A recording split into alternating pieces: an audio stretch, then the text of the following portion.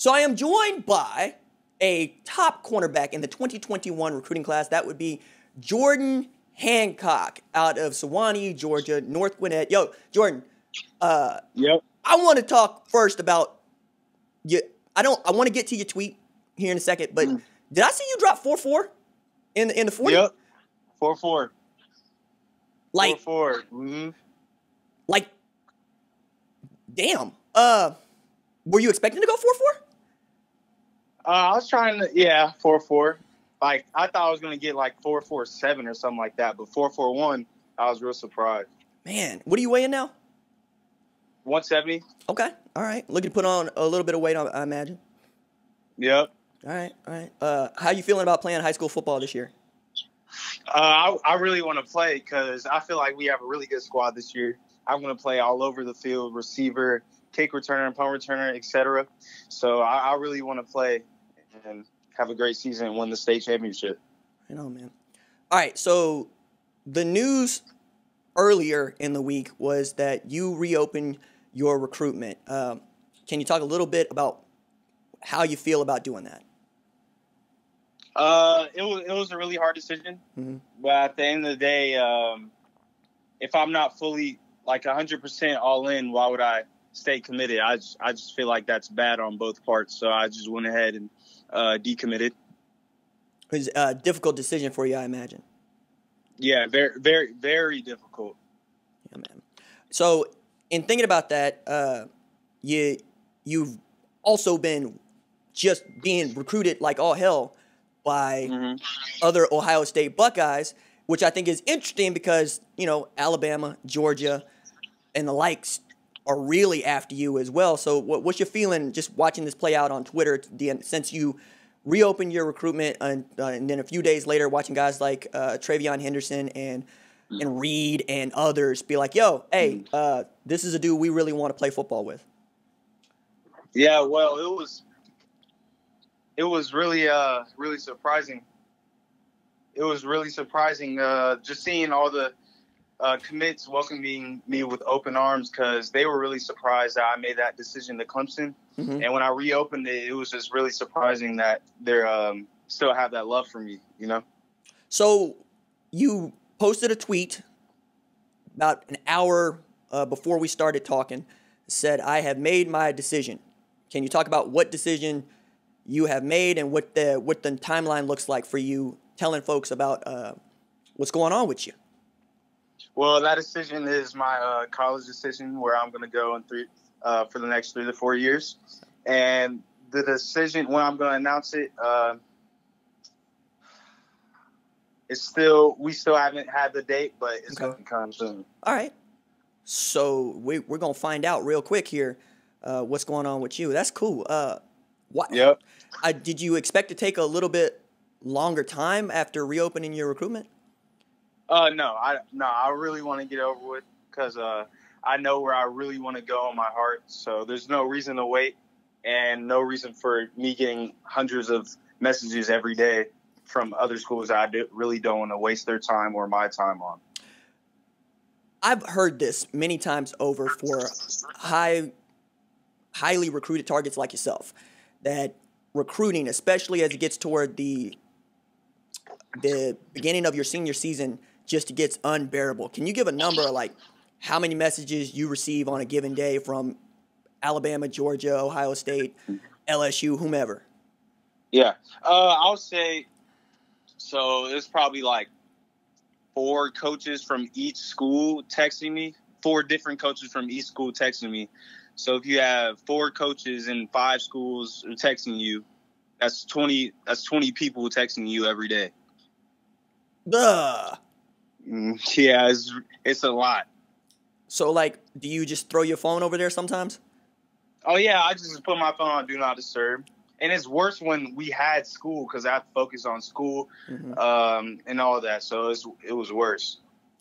So I understand that's a reason why so many kiddos like yourself decide August 1 or around there is usually their commit day because they just want to play football and enjoy their senior season. And if that means they got to make a decision about school, they make a decision about school. So I'm going to tell you a story, and then I want you to react to this story. So 1976, one of the best running backs in the country was from a place called Hooks, Texas. Okay, and his name is Billy Sims. Okay. Billy Sims won a Heisman Trophy at Oklahoma, and at that time, I believe there was a scholarship limit of 30. Right, so you had dudes like Barry Switzer and Darrell Royal and some of the legends of the game recruiting this dude. And when he finally made his decision, one of the reporters reached out to his mama, or excuse me, not his mama, his grandmama. And his grandmama said he was ready to quit football rather than put up with the phone calls and the people coming in and out of his house anymore. Yeah, that's how you feel. That's how you feel. Okay. So, and I imagine, like, did it, when you committed to Clemson on March 11th, which is going to be just a historic day from now on, period, did it die down? Did people stop recruiting you? Nah. Not really. Not really. So, when you decide to make a decision about where you're going to commit to, like, are you going to just throw your phone over there, or are you just going to keep telling people that you're committed? I don't want to do this anymore. Please stop calling me. I mean, I don't know. I'll probably just it's so hard because you have to be so respectful at the same time because they're grown men, and that's just how I am. I just want to be disrespectful, and you never know, you might need them later on in life. So I for a nice person like me, I really like to keep those communications open. But some people might just leave them on deliver, not even respond. To me, I feel like that's disrespectful, and I don't want to go out that way. So I just politely say I'm committed to so and so. May we please, like, can you lay off the recruiting, basically? Hey man, like, that's a really mature way to go about it, and there are adults that still can't do that. Like, adults will leave you on red and never respond because it's just they don't have it within them to say what you just said. So, I mean, that you're already so far ahead of the curve, man. All right, so, like, when you thinking about other places to go, Alabama, Georgia, Ohio State, LSU, wherever, what are the things that you have settled on when you talk about you've made your decision? What were some things that you like? The things that are like, well, of course, first, a great place where I can get my education at. Right. Second is a rich history of, putting defensive backs in the league. And third, when I committed to Clemson, were they still texting me like, how's the family doing, and not just like recruiting me? It's just asking about how I am as a person, how my family's doing, and stuff like that. Well, I need to ask then, because the picture that you still have pinned to your profile is with you and your mom's. Can you tell a little bit about the story of that picture? Oh yeah, so my mom got diagnosed with breast cancer around January. So she finished her radiation. I can't remember what the date was. I think it was May, like early May. Okay. So that played in my decision with Clemson, and I just really want to stay home. So I kind of made a emotional decision to stay home. So that's really what happened with the breast cancer. Now she's doing way better. Like, she's perfectly fine now. So I could really go to the school I've been really looking into, even when I started this recruiting process. What does Mama say about your decision to reopen your recruitment? She loves it. Okay. She wants me to go to the school that I will be committing to. That's the school she wants me at. Okay. Well, that's important because I tell people all the time, parents are undefeated in recruiting. Yeah.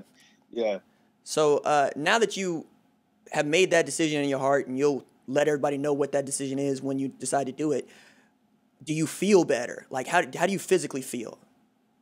I feel a lot better decommitting because I just feel a lot better just getting my mind off things. Basically, is just reevaluating, just to make sure I'm making the right decision for me, for not just 4 years, for the next 40 years actually. So when I commit, there's no more decommitting.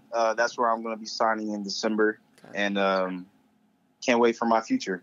Right on, man.